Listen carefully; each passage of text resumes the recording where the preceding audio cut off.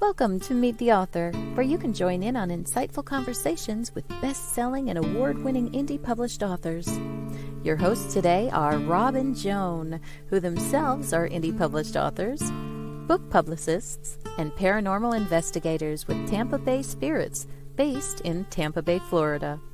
Thanks for dropping by. And now, on with the show. Rob. And I'm Joan. We're so happy that you're here, whether you're watching us live or listening to us on a podcast later on, or watching a live taping of the show. We're really, really glad that you decided to be in on our audience. We couldn't be happier. Got a few hellos here. We do. Joe Conjal says, hi, Rob and Joan. Hey, hello, Joe, back from the land of the flu. Glad you're feeling better. George Dismukes, I'm here. Nadine is on the couch speaking about the flu. Sorry, Nadine, we've been praying for you. In earshot, we're ready to go. Marjorie Deering says, hi, all. Hi, Marjorie. We're so glad you're here. CW says, howdy, hey, Rob and Joan. Hi, CW. Taking really time glad out that you're from here. His writing. Yeah. Don't forget the deadline, CW. Our deadline is Ours coming is up. coming too. Don't worry. Yeah, like it's like, a sword over my head. I want to remind everybody this Thursday, tomorrow night, 9:00 Eastern Time, on www.wdjy.com. That's 99.1 FM in Atlanta if you're listening there, or you can go onto that website I just gave you and listen to Orlando Sanchez episode of our show. Nice. And the more people that we get tuning in, the better it is for the statistics, for them to keep us going. So tune it in, even if you just tune it in and turn it down or something, but tune in. That'd be nice. Anyway, Orlando's great, so you'll enjoy it, I'm sure. And, hold on a second. Paul Hollis says, hi, Rob and Joan. Hey, hi, Paul. Glad you're here. Welcome aboard. We're always happy to see you. Saturday, remind everybody about episode Rewind. That's at 5:30 p.m. Eastern Time right here where you're watching. And then next Wednesday... who's on episode Rewind? I don't know. Let me see. You forgot? No. Yes, I did. I did forget, actually. Yes. Paul Rushworth Brown. Oh. How could I forget that? I don't know. Okay. That's this Saturday, the 13th of January. Okay. And then next Wednesday, we'll have the 2024 reveal part 1 for Magnolia Bluff Crime Chronicles. And that will feature C.W. Hawes, Linda Pirtle, and R.C. and J.P. Carter. We're going to be on there too. So we're going to talk about the first 3 books for 2024. And I believe they'll be book 21, 22, and 23.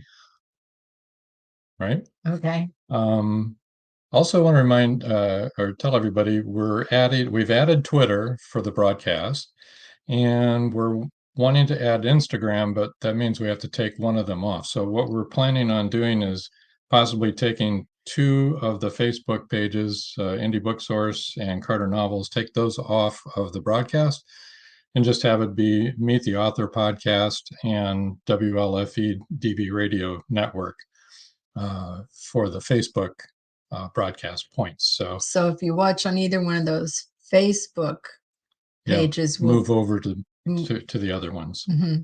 But it'll be on the next posting anyway, where you can watch. Other than that, we've got new releases. Joseph Carabas just released a paranormal psychological thriller called Search. He's been on our show before. This is a follow-up to the Shaman. Okay, so Search by Joseph It's a nice Carabas. cover. Check that out on Amazon. And then also Killer Enigma, Magnolia Bluff Yes. Crime Chronicles. That'll be on sale the 13th to the 16th for $2.99 on Amazon. And what you're going to be doing is joining JJ and Joe as they return to Magnolia Bluff to check on friends and recapture that small town anonymity.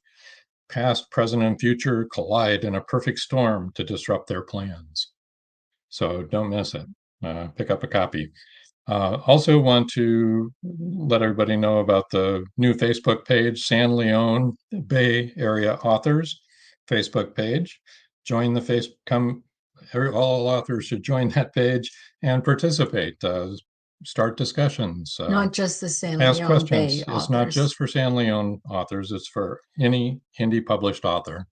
Any author. Any author. Okay, we'll throw it out there. We'll make it any human being. Readers can join. Anybody can join. No, any author. Okay, it's mainly for authors. Authors. But anyway,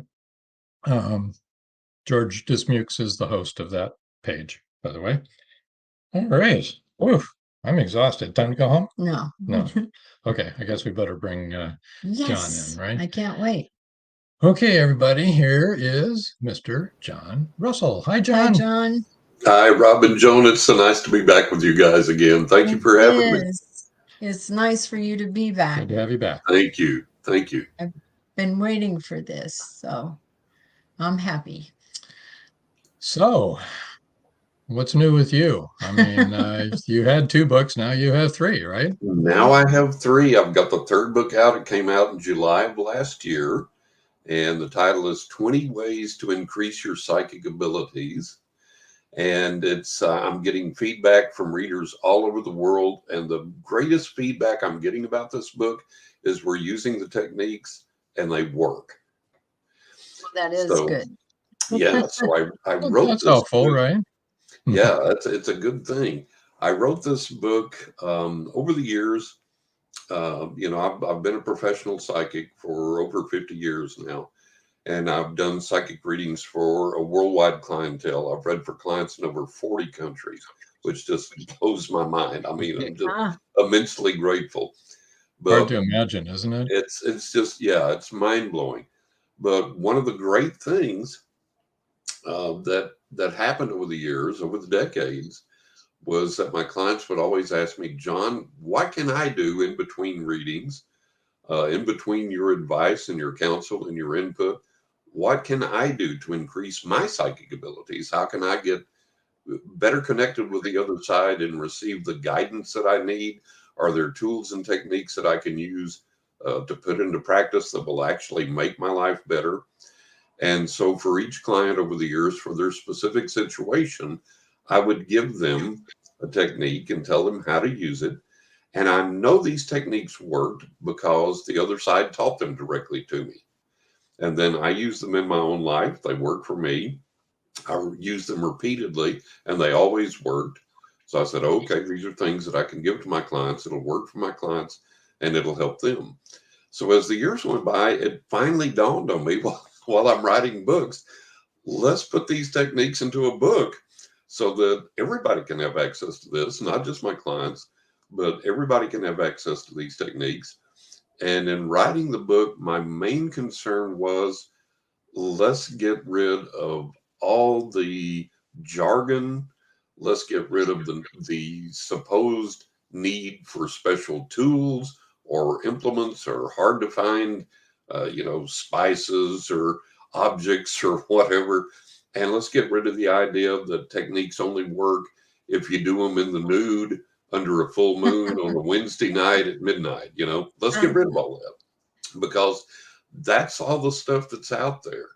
And my clients were always so frustrated. They were like, do I have to go and cut a willow branch and dip it in water and get brick dust and do this and do that? No, you don't. And so in writing this book, I simplified every technique in there. In 20 ways, there's one technique per chapter. So there's 20 chapters. The book starts off with psychometry. And what I do for every technique, I describe, I tell you what the technique is, describe it, define it, and then I tell you how to begin to learn it. I take you by the hand, walk you through it step by step. You don't have to have any experience. You don't have to have any prior knowledge. And so I walk you step by step how to learn the technique, and then how to practice it, get good at it, and then the real world application of that. So I do that for 20 different techniques in the book. I've got psychometry, I've got candle magic, I've got dream interpretation, how to learn to use the tarot, scrying, like crystal ball gazing, how to use the dreaded Ouija board, and spoiler alert, it's safe. It's okay to do so. If you open and close right. Well, no, you don't even really have to do that, but that's all in the book. And how to do an old-fashioned, old school seance, how to conduct that if you want to. So there's a ton of things in the book. And like I say, I'm getting this feedback from readers all over the world, and they're saying, John, it works. It does me good. Joe Conjal said, so looking forward to your book. Oh, and then I think you answered this. He says, Joe Conjal also says, hi, John. Will the techniques work for someone with no psychic abilities? Well, Joe, we all have psychic abilities. Now, they may be less than someone else. The analogy that I always give is that we all have musical abilities to a degree. Right. But I may take music lessons for 2 years and barely be able to play chopsticks well. Right. And somebody else may take music lessons for 2 years. They may be on the concert stage. So we all have different degrees of ability, but we all have inherent ability to some degree. So we do all have psychic abilities. And Joe, I wrote this book for people that say, I don't have any psychic abilities, or I don't think I have any psychic abilities. Well, you do. And the great thing about this is the book's good for a complete beginner. The book is good for people that have been around, they're experienced, know some things. They're going to find some new techniques, some food for thought. But for the complete beginner, for the person that doesn't think they have any psychic abilities, they're going to be able to take this book and find out, oh, wait, yes, I do have psychic abilities. And you're going to be able to begin to develop those. And most importantly, you're going to be able to direct those abilities into practical applications in your life to make your life better. C.W. Hawes says, I'm looking forward to this book. Oh, and then he said, this is the book for me. Yeah, you're going to enjoy it. You're going to get I had fun writing the book because, like I say, these are techniques that the other side taught me. And I know they work. I've used them and I know they work. And I've given them to my clients over the years, and they've reported back, hey, this has worked for me. I mean, I've got stuff in there, how to attract a mate. You know, this is something that so many people worry about, so many people struggle with. And I've got an entire chapter in there on how to attract a mate, things on healing. The dream interpretation chapter is one of people's favorites. I had somebody the other day tell me, I've got to get this book for the dream interpretation chapter alone. And again, I wanted it for the psychometry. Psychometry, yeah. Because I just suck at psychometry. And this will help you. This will help you. And I tell everybody, I say, look, there's no, the reader feedback has been, there's no difficult to understand jargon. You've taken complex subjects and you've simplified them. You made them easy to understand. You made them easy to learn. And, it's understandable. We get it. So that was my whole purpose in writing the book in this way. I wanted to write it to say, look, these techniques are real. They will work for you. You don't have to be a special person. You don't have to think that you have special gifts or abilities. Just sit down and just do it, and it'll work for you. Agree with you that, some people naturally can draw. They're naturally gifted. Exactly. They don't even need to take lessons. We can all learn to draw, but we're not all going to be Picasso, right? Exactly. And the thing of it is, even if you do have some natural talent in an area, you can refine and train and make that talent better by practicing it, by developing it. And so even if someone's Everybody got can, some right? psychic abilities, they can take this book and enhance it and make it better. He says, do you speak to remote viewing in the book? A little bit. It's really, remote viewing is just clairvoyance, which, any good psychic or medium has always done. So that's there. And there's lots of things you can study more in depth, but you can get this book. It's going to equip you to do what you need to do. And then if you want to go further, if you want to get more complex, if you want to go more in depth, that's out there. You can do that. But you can take this book as it is, and it's going to meet a wide range of needs. And you're not going to have to get anything else if you don't want to. You don't have to buy anything else. You don't have to study anything else. This is going to equip you to be able to do very practical things in your life with these tools and techniques. And one of the greatest things I like about this, you're not going to have to spend any money. I think unless you want to buy like a crystal ball, which you can get for 30 or 40 bucks. Other than that, I think that's the most expensive thing in the book that I recommend. The only other thing I think of that you have to buy is like a box of nails and some lemons. And there's an old technique, an old spell technique that I've refined and that utilizes lemons and nails. And that's in the book in detail and how to use that. And people have told me I've used this has worked. So everything in there, you're not going to have to spend a ton of money. Most of the things you can do, you can start right now. They're available in your home, or you may not even need anything. Like psychometry, you don't have to buy anything. You don't have to go find anything. It's just, it's all right there. It's available to you right now. So that's another thing I loved about writing this book, is that people don't have to go out and spend a lot of money. They don't have to research things, find special things, buy special things. They don't have to look for difficult to find items. You can just sit right down and start in your home right now when you get the book. The lemons and nails, you got to just make sure you put the right thing in your iced tea. There you Not go. nails. Not the nails. Not the nails. And no nails on your fish. Lemon on the fish. There you go. So the funny thing for me is I'm really good at remote viewing. Mm-hmm. And you would think that I would be good at psychometry too. Right. But I'm not. Yeah. And I hope this book will change it for you. I hope the particular way that I've taught this and explained this in the book, I hope that'll do the trick for you. It has for most people. And I think that, one of the things I've observed over the years, and this applies to spiritual matters, psychic paranormal matters, is like if you're learning a particular skill, like you're learning to play the guitar, for example, the teacher that you have may not be the right teacher for you, may not be the best teacher for you. And you may just not get it from them. And you may have to shop around till finally you find that person that sits down and goes, oh, okay, well, what you need to understand about what you're trying to learn about music and the guitar is this. And you go, I get it. I get it. Make the connection. Yeah. Yeah. We've and got so a couple of, I'm sorry, go ahead. Go ahead. No, go ahead. I was going to say we have a couple of more questions. Okay, great. Before we take our first break, Joe Conjal said, is this book on audio? Your voice would be terrific on audio. I agree 100%. Oh, bless your heart. Thank you. I don't have the book on audio yet. Now, the great thing is, if you get the book in the Kindle version as well, and then you've got the Alexa app on your phone, or if you have the Echo device in your home with Alexa, you can ask Alexa to read the book to you, and she will. It's true.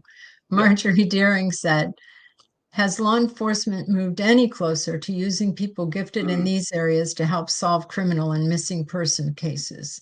Unfortunately, they haven't. And my experience with law enforcement, I was asked by the FBI to help them in a case.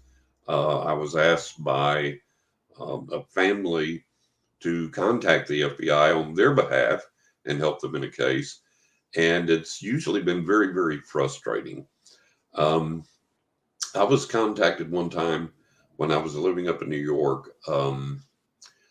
What was it? Storyhouse Productions, I think it was. Superfine Storyhouse. Anyways, I'll maybe it'll come to me here in a minute. But they were the production company behind Psychic Detectives, and they called me. Yeah, they called me, and they said, "Have you done work with law enforcement?" And I told them, I said, "I've been, contacted by some people to give my input, psychic input to the FBI, and so on and so forth." But I hadn't done any formal work with, police departments and so on. And they said, if we could get someone in the sheriff's department or police department that would be willing to work with you, would you be willing to do that for the show? And I said, "Oh, absolutely. I'd be happy." And we kept talking. And I said, "I got to ask you something, though." I said, "I've seen Psychic Detectives." I said, I watch it regularly. And I said, there are, and here we go again to specialities and niches and talents and abilities. And I think some people have that natural inherent ability to do that type of thing. And that's their kind of calling. And maybe if you have a psychic gift, you can train in that direction. But I think there are people that just kind of naturally do that. So I told her, I said, I've watched the show. I said, you have really great psychics that in some cases have solved these murders. And I said, why don't you just keep using them? Why are you looking for fresh meat, so to speak?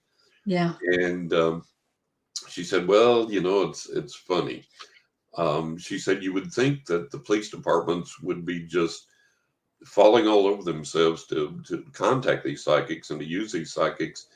And she said, it's really odd because most police departments look at the psychic as being coming with the baggage of being a fraud or a con artist, the whole baggage that goes with the psychic realm. And so that kind of puts their reputation in a bad light to be associated with them. And then the other thing is that when the psychic comes in and solves the case, the cops feel like they're stepping on their toes and making them look bad. Well, we didn't do it. This goofball psychic comes right. They were correct. It makes us look bad, and I don't want to work with them again. Make them look pretty darn good, actually. And we need to take our first break. So everybody stand by. We'll be right back. When John comes back, he's going to read from his first book, right?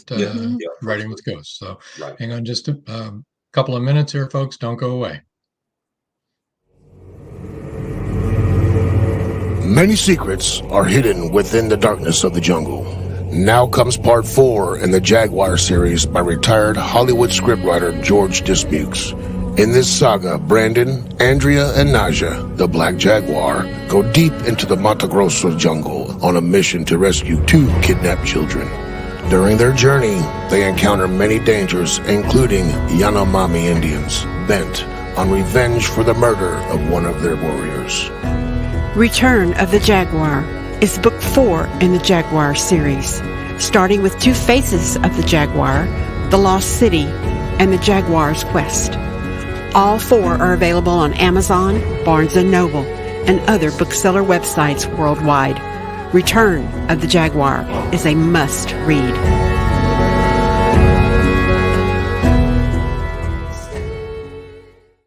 The clock is ticking. Can Gracie uncover the truth? Philip Pliant is the wealthy opportunist plastics dealer and CEO of Pliant Industries. He's also a master thief, creating a pervasive threat to the manufacturing infrastructure in the Caribbean islands markets. With the cartel as his stealth client, the naive city leaders have been seduced, enabling the production of more than 3-dimensional building materials. The expected profits are monstrous. Is the art group, now led by Gracie and the family heirs, strong enough to win against this predator? Can JJ's cats act on the root cause analysis in time? Will Gracie be able to squash Pliant and the cartels? Gracie never considered their lives would hang in the balance. The clock is ticking. 5, 4, 3.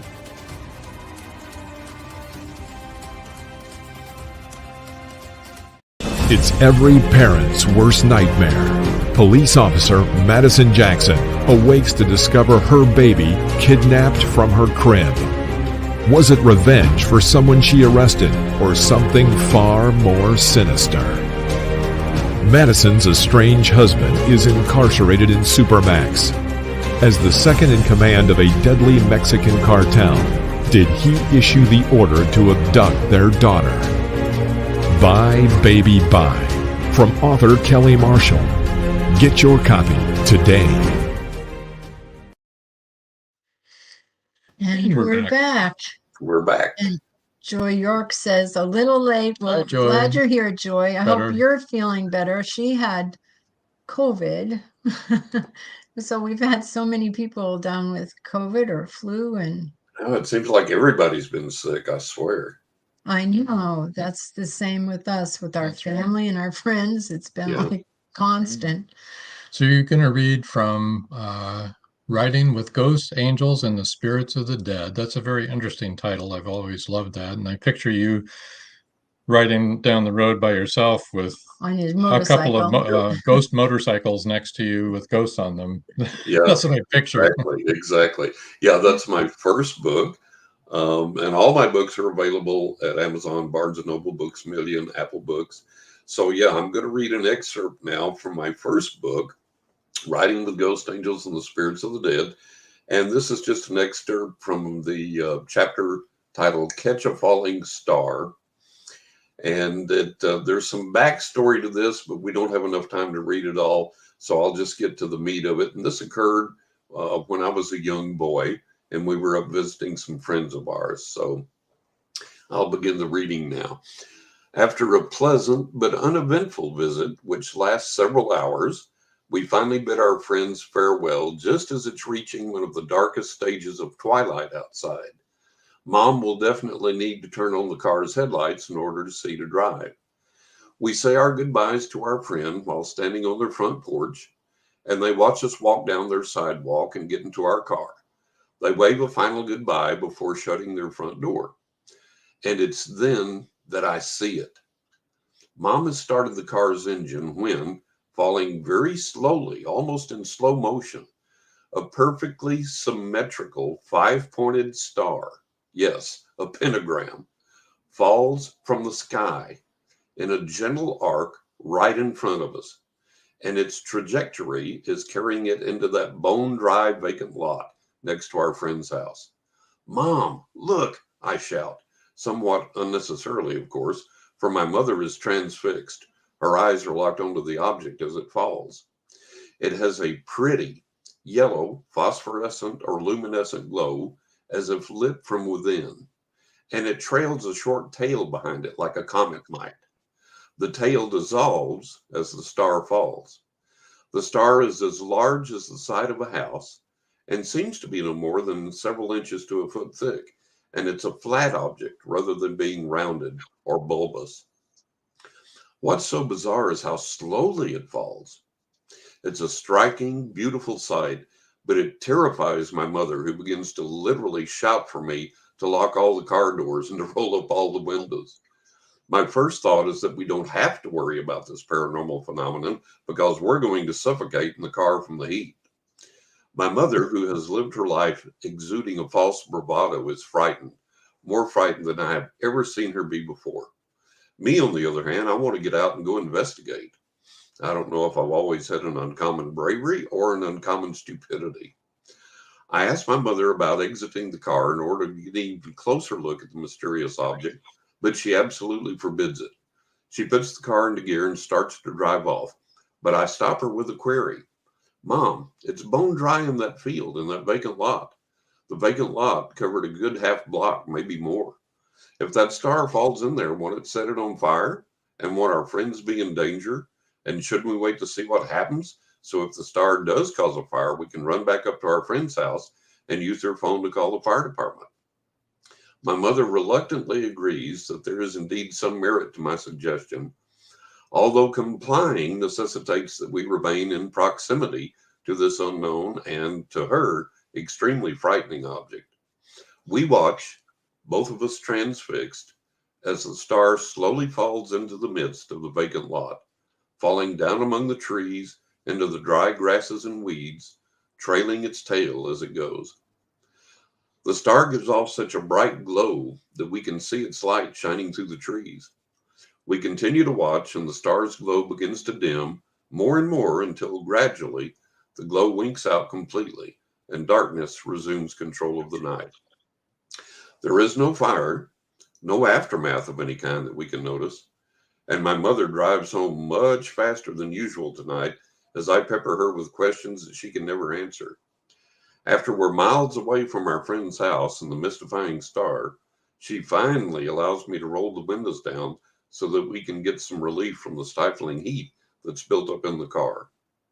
A falling star. I think I may have made a wish that night. That's excellent. Did the lot go on fire? It didn't. No, it just, the light winked out. The light just kind of went in upon itself and faded out. And that was it. It was just one of the most amazing things I've ever seen. Joe Conchel says the original Ghost Rider. Yeah, there you go. That's it was funny because that first book, oh, bless your heart, Joe, thank you.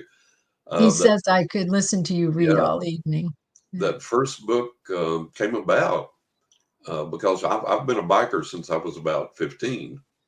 And that first book came about because my TV producer, when I shot a TV pilot for the History Channel, my TV producer had wanted me to come up with some just small snippets of my experiences that we could put on a blog that we could talk to other producers about when we were trying to develop a show. And I began to write down some of these snippets of the experiences I was having. And for all the years I've ridden a motorcycle, I began to have some experiences, paranormal experiences, that were specific to riding on the bike. And they were just so over the top and so incredible that I realized that I had to take those and expand them into the full story of what I'd experienced, what had occurred, what I learned from it, and then group those together in this book and kind of leave that as my legacy. And that was my first book. And then from there, fortunately, and I love to write, I went on to write the second book, A Knock in the Attic, and now the third book, 20 Ways to Increase Your Psychic Abilities. I've got a fourth book that's finished and will be coming out this year, and it's titled The Crying Tree and the Magic Rock, and these are more true paranormal stories.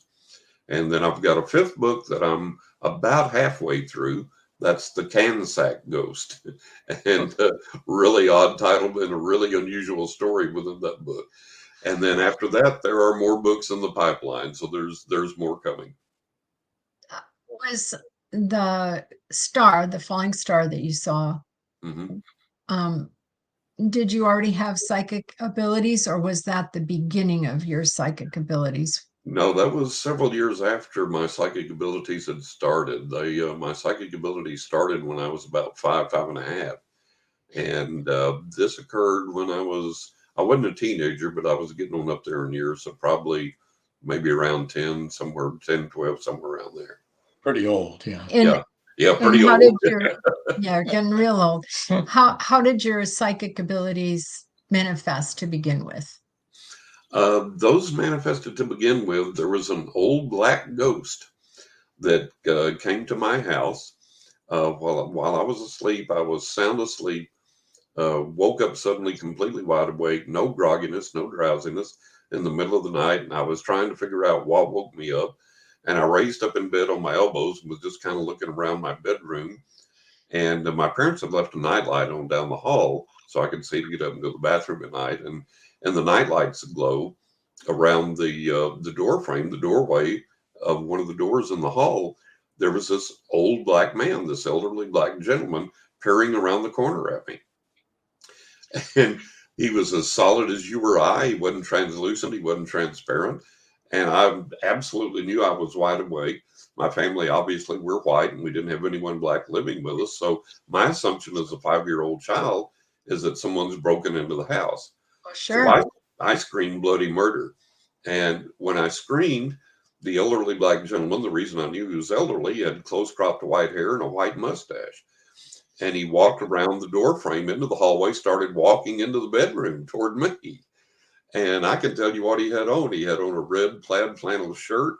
He had on khaki pants, black shoes, black belt, every bit as solid as you or I. And I screamed bloody murder again. And when I did, the lights started coming on. My parents started to come running. And then he began to vanish. He got translucent, and then he got transparent, and then he just disappeared. And my parents came in, and they were like trying to console me. And I was crying and screaming. I said, there's somebody in this house, even though I'd just seen him disappear. And my fright was so real that my father actually went through the house, checked all the doors and windows, looked under the beds, looked in the closets, and of course, no one was there in the flesh. And then it dawned on me, I've just seen my first ghost. And it's like, okay. I have two questions. Yeah. One, was it a really old house? And number two, where was the house? Where did you live? It wasn't that old, and it was in West Texas where I grew up. West Texas, okay. Yeah. And so after this, yeah, Joe, that's a good question. I've ever thought of writing a fiction book. Let me read it for me read it for our guests that are that are just doing a podcast and not watching the video. It says, John, have you ever thought of writing a fiction book, maybe a psychic detective character solving paranormal mysteries? Interestingly enough, I have a crime fiction novel that I've started work on that's going to have a paranormal component to it. So we'll see how that goes. But Marjorie Deering has a question. John, do you personally find it easier to see into the past or the future? Both are equally easy for me. I don't have difficulty with either one. Okay, good. Okay, we're done with our questions, but yeah, I did want to know how, when you first started seeing things. And yeah. Did your parents tell you there's no such thing as ghosts? Well, no, actually, my mother was a believer. My father was kind of a closet believer. After this experience occurred, the paranormal manifestations began to occur in my life, and they occurred on the physical realm, physical manifestations, and they were witnessed by my parents and others. And being 5 years old, I couldn't articulate this. I couldn't explain it this way, but intuitively, I knew that the old black ghost had come to open up this portal to these manifestations, to these experiences, and that it was going to somehow, someday be important in my life and in the lives of others. So I cherished that, and I knew it was going to be important. And then when the awareness of my psychic gift came, that was a little later, right before I was 6. I was still 5 and a half, almost 6. And I was out in the backyard playing with a toy, and this car pulled into the driveway, and it was people I didn't know. And I ran the house. I said, Mom, Dad, somebody's pulling the driveway. I don't know who these people are. And they said, okay, we'll come look. So they came out and they said, oh, these are friends of ours. I said, oh, okay. And I'd never met the people. So they got out and they were standing on the sidewalk talking with my parents. And I was goofing around with my toy. And I walked over to them and I just stood there looking up at them. And there was a lull in the conversation. And I said, you folks have just been on vacation. And I said, you drove that car that you drove here that's sitting in the driveway. And you have 2 kids. They're not with you today, but you have 2 kids and you took them with you on vacation. And you went to this hotel that was painted this color and had this many stories. Out front were these trees that looked like this and that were regularly spaced. And in back was the pool area and it was painted this color. And the woman's husband was had this funny lopsided grin on his face, and he was looking at her and looking at my parents like, what is going on? And I will never forget, the woman was literally bug-eyed. I mean, literally bug-eyed. And her jaw was agape. And she stared at me, honest to God, like I had cobras coming out of my ears. And she looked at my parents and she goes, how the hell could he possibly know this? And my parents were taken aback and they were like, oh, well, kids and their imaginations. She goes, no. This goes beyond kids and their imaginations. How the hell could he possibly know this? And my parents were kind of like, well, what do you mean? They really didn't understand what was going on. And she said, that's what we came to tell you today about our vacation that we just took. And we drove that car and we took our 2 kids. And the hotel we stayed at is exactly like John described. How the hell is that possible? How the hell could he possibly know this? And my parents were like, go play, John. And I was like, okay, nice to meet you folks. And off I went. And it scared them so bad they never came and visited my parents again. And that's when I discovered that I have this ability to see into people's lives. And from there, I began to discover that I could accurately predict people's futures, that I could see into their pasts. And so I said, well, let's see what I can do with this. How can I make it better? How can I make it more accurate? How can I develop it? So I began to study everything on the planet that I could find. I practiced, I studied, I worked on it, I developed. By the age of 11, I was doing paranormal investigations. By around the age of 15, I was doing psychic readings for friends and family. And by the age of 18, I started reading professionally. And here I am over 50 years later. There you go. We need to take our last break. When we come back, we're going to tell everybody how to reach you and also have our book giveaway, everybody. So don't go away. Hang on. It's a good one. It's a special book giveaway. It is. You won't believe it. You bet. Yeah. Paradise, my prison.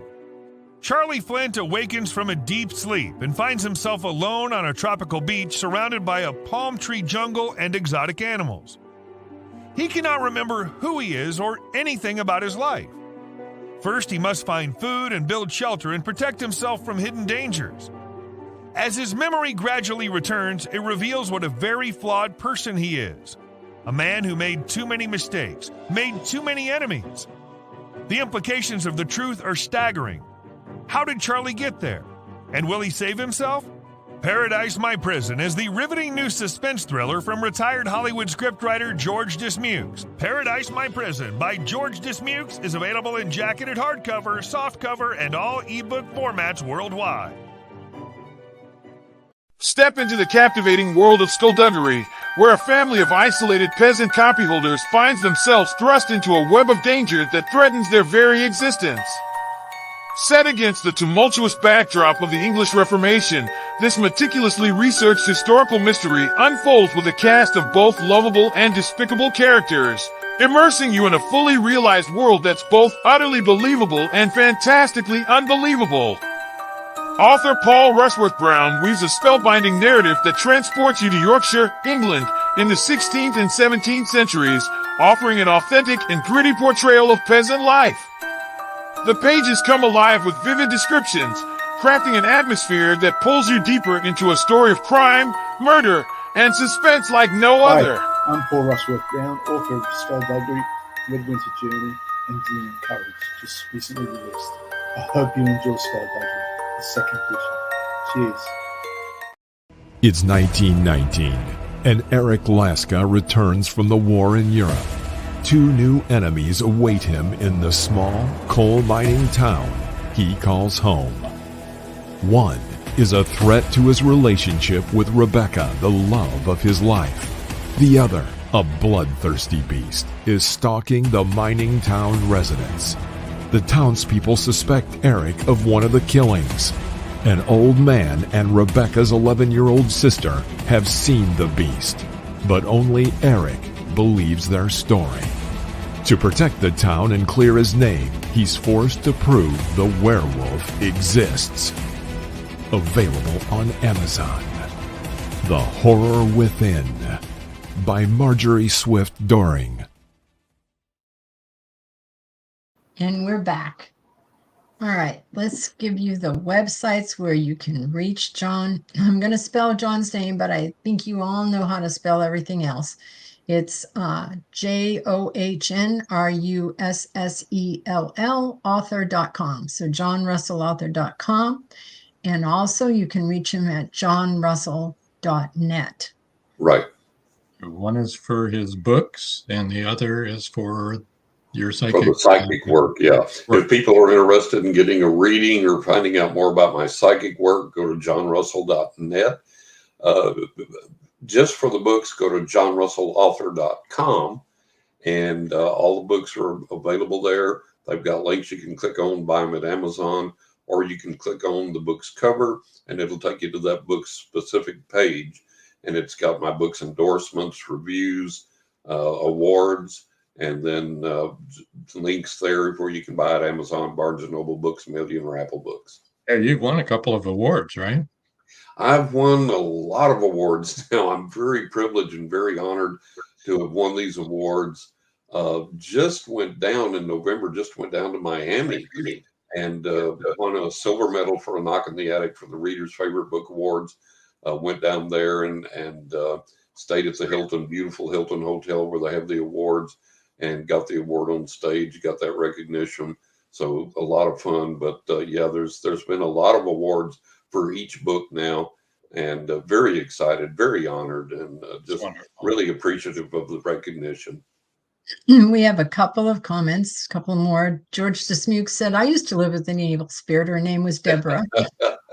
That was wife number 3, if I remember correctly. Either wife or ex-wife or ex-girlfriend, yeah. Ex-wife. He's with Nadine now, number 5, and she's the best. He saved the best for last.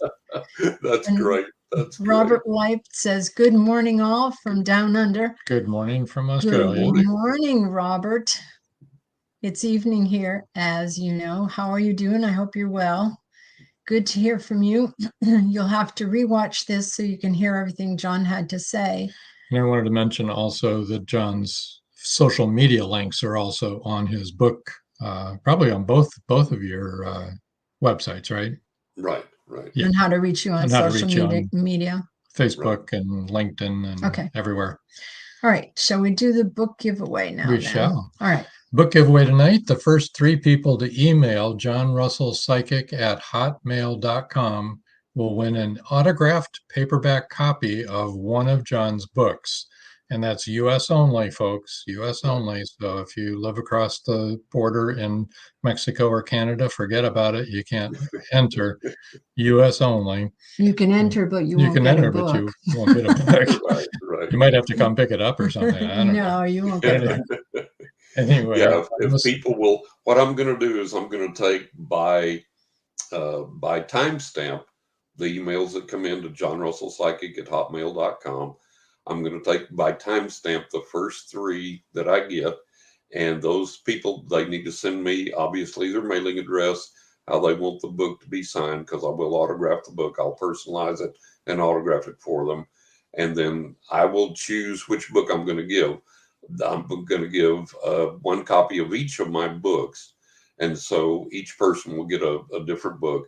So the first 3, and then I'll choose what I'm going to send out, and I'll kind of try and use my psychic abilities to say this book will be appropriate for this person. They'll really need this or appreciate this.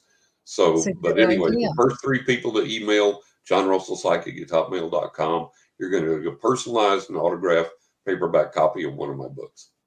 Excellent. That's awesome. Robert says he's doing okay. Had a video doctor's meeting, or I would have been here earlier. Well, I hope that he had his leg amputated earlier. Oh. At the end of last year. Oh, good. He's getting the stump fitted for a prosthetic holder this afternoon. Yeah. That's wonderful. Yeah. Prayers and positive energy. Amen. That way. Yeah. Amen. Right. That'll be an easy transition for you, Robert. He's a farmer in Australia, so he needs to be able to get around. Yeah. You're welcome. It's our pleasure. Believe me. Well, so that's pretty exciting about the 3 books. And I think it's really great. I know the 3 books, each book will go to exactly who they should go to, the right title to the right person. I believe so, yeah. Yeah. We just have a few minutes. Oh my The goodness. Crying Tree and the Magic Rock, that comes out in July? This year. Sometime this year. We don't know yet. Sometime this year. Yeah. Hopefully the early part of this year, but definitely this year. This and is the then, early the Kansak Ghost, that will come out either late this year or early in 2025. Okay. Now, that's not about a Canadian bag lady, the Kansak. Not about a Canadian bag lady. No. Just want to clear that up. Make sure you know. Right. Yeah, absolutely. Yeah. That's a very interesting little story. If you can give us a little rundown of who the Kansak Ghost is, or will they give it away? No, that's okay. There was we had when my second wife and I lived in an apartment building, there was a retired gentleman that used to come by and dig through the dumpsters and collect cans. And so the landlord told everybody, said, look, start saving your cans for this guy, make it easy for him.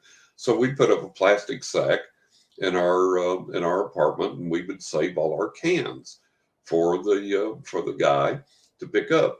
And there was a spirit that would hit the bottom of this plastic bag and rattle the cans, and it would hit the bag so hard that if you were sitting there and had a sight line to the bag where you could see it, the bag would literally jump and the cans would shake and rattle in it. That's how hard the spirit would hit the bag. So it's part of a longer story, but that's the title of the book, The Can Sack Ghost.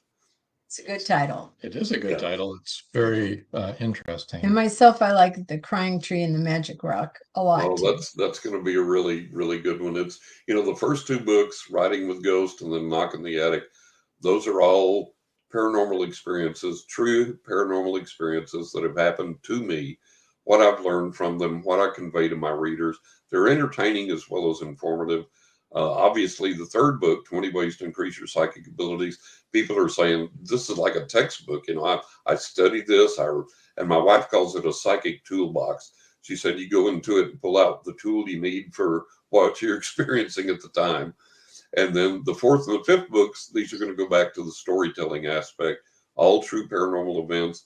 But these are things that I've never written about before. Some of them going back to my childhood. Some of them are catching up previous events that I've talked about in the first two books, that things have happened that have kind of updated those and brought those into the now. And so they're going to be a lot of fun as well. Robert said, lucky she didn't hit it hard enough to split the bag. Yeah, really. True that. That is so true. All right. Well, how you were saying how everybody has, natural abilities leaning more towards one thing than another. I also think that when you're, we're part of a paranormal team that investigates. And we've noticed through the years that some people get better from tools. Other people do really well with that tool, and maybe you don't. And right, exactly. I found that really fascinating. Yeah. And what I've tried to do in my third book, that, 20 Ways to Increase Your Psychic Abilities, what I've tried to do there is to make it so simple and so widely broadcast in its accessibility that just about anybody can take it and use it. And I think that virtually anybody is going to find something in that book that appeals to them and that works for them, if not several of the techniques.